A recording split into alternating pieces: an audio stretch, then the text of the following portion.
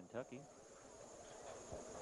Well, we just had the golden ball contest. There's a big silver ball hanging from the ceiling here. They do a little bit of everything here. I tell you, this is a great establishment. 64 Brunswick Lanes. Pretty high scoring. And I tell you what, they're high scoring for this man right here, Alan Runkel. 244 our first game. He is cooking. He will go on to meet Jerry Eckel in this match. We've seen Jerry before this year. Wow. Now, how does that miss? I tell you what, the scout you saw whirly burling across there was the head pin. Actually, the ball should hit, in the left-hander's case, it should hit the 1, the 2, the 5, and the 8. That obviously didn't get to the 5. No, it didn't. Because there it is. And he's going to go after it. Nobody misses the 5 pins. Nobody. Nobody. And Alan Runkel is not going to be the first. You betcha. Jerry Eckel sounds like he's got a fan following here in our audience today. Another good crowd today, Jennifer. Yeah, it sure is. We are packed. Of course, we had the good one last week out at Fairfield. And Jerry Eckel. Exactly the same hit. Let's take a look at it on Jerry's shot if we can. Identical, carbon copy of the frame before when Alan Runkel threw the head pin to the wall. The ball deflects. Now watch, keep your eye on the ball. It's going to hit the 1 and the 2, jump to the left, miss the 5. That's a head pin coming off the wall. And normally, if it would have turned either a millimeter of the second earlier or later, it would have got it. But easy spare. More than half the lane that makes this spare.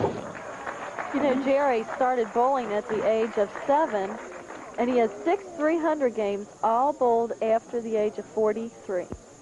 Now, how does something like that happen? Is that even explainable? Don't ask me. Jennifer, something clicked. I don't know. Yeah, something clicked. I don't know. You want to come up with a theory on that? I'm not going to touch it. Jerry came from his father, by the way, was just a fantastic bowler for all the old timers that are tuning in. I'll tell you what, you probably knew his dad. He was a solid 210 shooter back when 210 shooters were few and far between. Jerry has his wife, Joanne, and daughters, Sheila, Sherry, and Shelley. Try saying that 3 times in a row. Sheila, Sherry. Don't touch You're it. right, Come I on, can't Dave. do it. Can't do it, especially today. They all bowl. Yeah. And one granddaughter, Amanda. How'd that get in there? Forgot, he ran out of S's. Forgot, right? yeah. Kept screwing up the Christmas cards. Easy spare. Jerry Eckel, 9 pins in the pit, 1 left, converting the spare up. It's not going to be good enough to beat this man if he's going to be on Alan Runkel. There's something else I can't figure out about Jerry's sheet he gave me. He bowls 1.5 times a week. Yeah, what does that mean? How do you do that? Yeah, let's see. He either bowls in every other league. There you go. Every other week league. A can opener. Or he subs. You know, this could be the 6-man rotation. Sure. People have come up with a lot of creative ways to league bowl. Our lifestyle, and I don't mean just mine, I mean everybody's, is different now than it was 10 years ago, Tommy. Everybody could and would bowl 36 or 34 weeks in a season, same time, same place every week, and have a great time, and you can do it, but everybody's living a faster lifestyle now. So the bowling proprietors, to accommodate for a change in lifestyle, have actually changed some of the league formats. Every other weeks are available, some 4-man, some start at different times. The BPA has just done worlds of good for the game of bowling. You can't say enough nice about it. And for you folks at home who may not be league bowlers, come on out here for some open bowling. When they say it's the best family sport in the business, they're not lying to you. It's a lot of fun. I betcha. The Alan Runkel that we saw in the first game must still be warming up somewhere, because he's not throwing the ball as crisply as he was in the first game. Jerry Eckel steps right back up there, not wasting any time. Jerry is a pipe fitter with the Formica Company, and in his pastime, he likes to do woodworking. That sounds interesting. Little woodworking right there, but it didn't work. Yeah, worked for about 9 of them. He must have heard you. He's laughing down there, Dave. No, I don't think he's laughing at me. I think he's laughing at the fact that the corners are getting a little tougher to get out at this point, but these guys are going to make a few changes here, work these lanes into where they want them, and just come out and blister them. Dave, you and I were talking before the telecast a little bit about the oiling of the lanes. Yeah. Yeah, the short oil is, and you might hear us refer to this, ladies and gentlemen at home, short oil is something that the ABC has gone to, the American Bowling Congress, which is the governing body of the game. There you go. BPA. That'll show you that Alan Runkel is in the lead, but not by much. 2 sticks over Jerry Eckel. But the ABC has changed their criteria for oiling the lanes, Tommy, and now it's at 24 feet. And what that says is you can do anything you want to with the dressing for the first 24 feet. But they don't want anything from that point on. Why did they make? Originally it was 32 feet. Ooh. Yeah, the proprietors actually had a free hand, Tom. It was typically 32 to 36, but they could do anything they wanted. Now the ABC says if you drop it back in order to put a little tighter restraint on the scores that were getting pretty high there for a few years. This score is not getting too high for Jerry, though. I tell you, that's a crucial mistake on the left lane. Lane 70 went high, left the 4-6-10 split, took 2 of them. He is now behind, and Alan Runkel should capitalize on this. Well, neither one exactly blistering the lanes right now, but as you said, a key opportunity for Alan Runkel. Right here, looking for the strike. That's more like him. Down they go. That's more like him. That's the big shot he wanted. When your competitor messes up, you just stick one right in the hole. Watch this shot. It is fantastic. The Runkel we saw in the first game is back. Does he like it?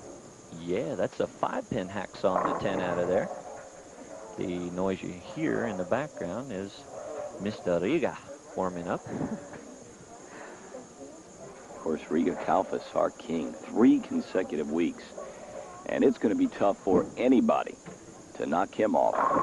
But like you said, if the Alan Runkel of the last game gets it back in a groove as he looks to be right now, he could be tough. We're going to take a break. We'll be right back with the conclusion of this one in just a moment.